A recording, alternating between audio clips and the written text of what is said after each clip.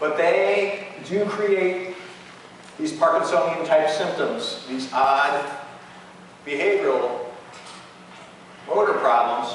The second generation are called atypical, and they don't have that side effect. The second and third generations SSRIs. What is that for? A couple of them work in that serotonin system, but they're not the standard reuptake inhibitors all the time. Sometimes they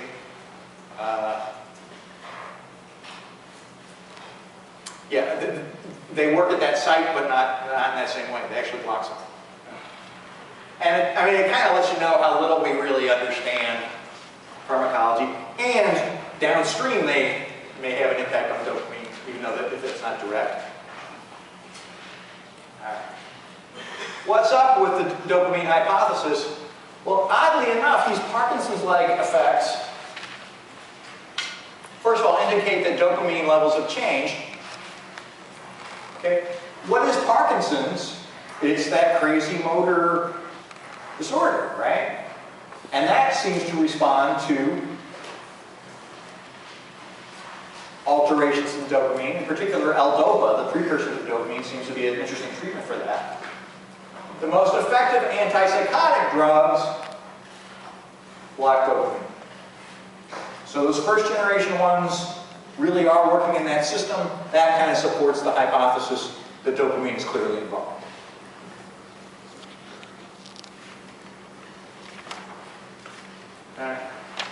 I know we've done this before, but what's really going on? This transfer here, if I have a drug that will block a dopamine receptor, odds are high it will have antipsychotic effects.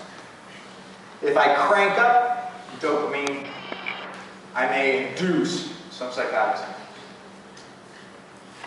So if you had to guess, I have 4 options. Which is the schizophrenic neurotransmitter? Is it GABA, GABO, dopamine? GABO was a character on The Simpsons in the 90s. Right. Which of these is the uncontrolled motor side effect? Is it neuroleptic, tardive dyskinesia, or tidal erection? Tidal erection is when the hair on your arm stands up. I know it sounds like a boner. Or a very little boner, I guess.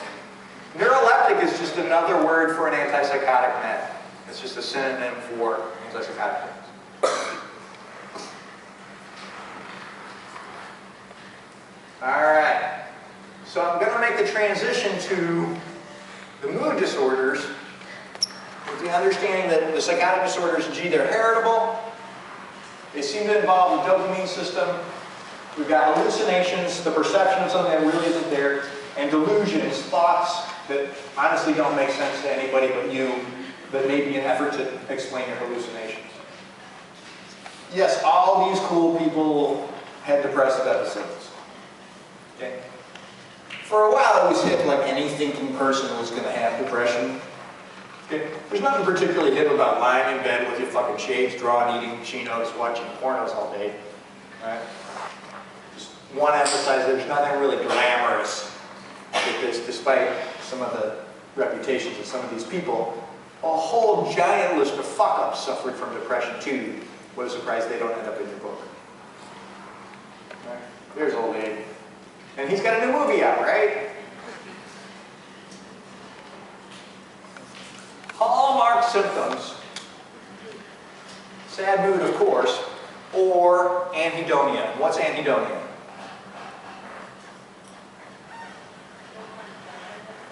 Don't find pleasure in anything. The inability to experience pleasure. What's a hedonist?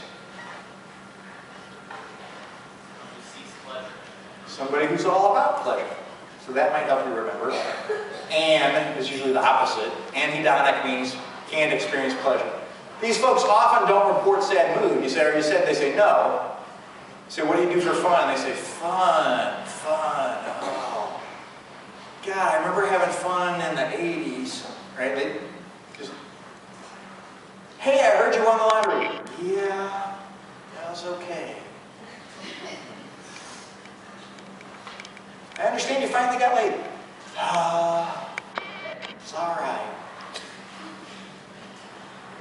Just my hand. Okay. Appetite disturbed. This can go in either direction. All right. Some people get depressed and then they don't want to eat. I don't understand these fuckers. Because when I'm depressed, what I want to do is eat everything in sight. Because there's bound to be something in here that if I eat it, I will be happy. Like pot. Alright? But either direction. So weight loss, weight gain, it's different for different people. Okay. Sleep disturbed. Okay, either can't fall asleep, can't stay asleep, early morning awakening, okay? Hallmark symptoms. Inappropriate guilt. I'm not just talking being Jewish. Right? You feel guilty about shit that, in all honesty, you shouldn't feel guilty about.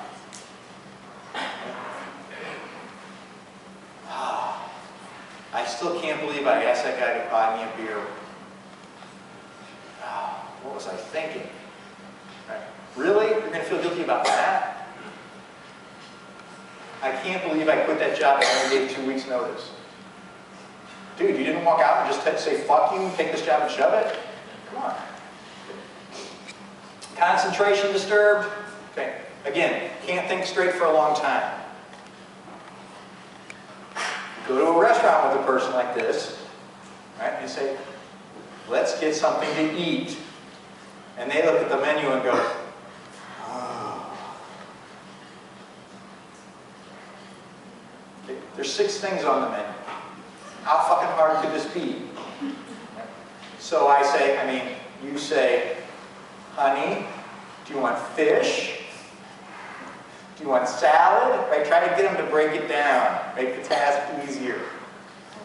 Thoughts of death. Okay, this is cute because it's not just suicide, not, oh gee, I'll kill myself, but I want to think about what it's like to be dead for a while. Right? And you see that with the adolescents in particular. They're not going to slit their throats, but they're going to listen to all those horrible heavy metal bands with titles like Megadeth, right? Death on a Stick, Frozen Death, Ice Cream Death, okay? All that kind of shit. Okay? And then fatigue. It's fucking wears you out to not be able to sleep, to be sad all the time when you're thinking about death. So it's not a stunner that this is. But hallmark symptoms, sad mood, anhedonia, that would be the one to pick. Okay? Everybody with me on this? It's cheery, huh? Here's Freud. When he was coming off that coke, what a surprise he got depressed. Right? I'm going to talk about the antidepressants, but I think they're fucking bullshit. So I just want to show you a couple of things. So that paper that I mentioned is just a big synthesis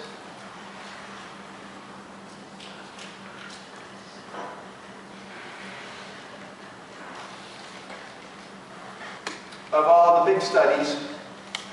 But the bottom line here is the addition of psychotherapy helps to keep patients in treatment. Okay? Going to the GP and getting an antidepressant alone doesn't seem to do the trick. Okay? And I would argue 2 years on Wellbutrin is probably not a best use of your time. Depression is one of the things psychologists handle well. 12 sessions, 3 months of hard work. All right? Hard work like doing fun stuff. Or behavioral activation treatment, as it is known.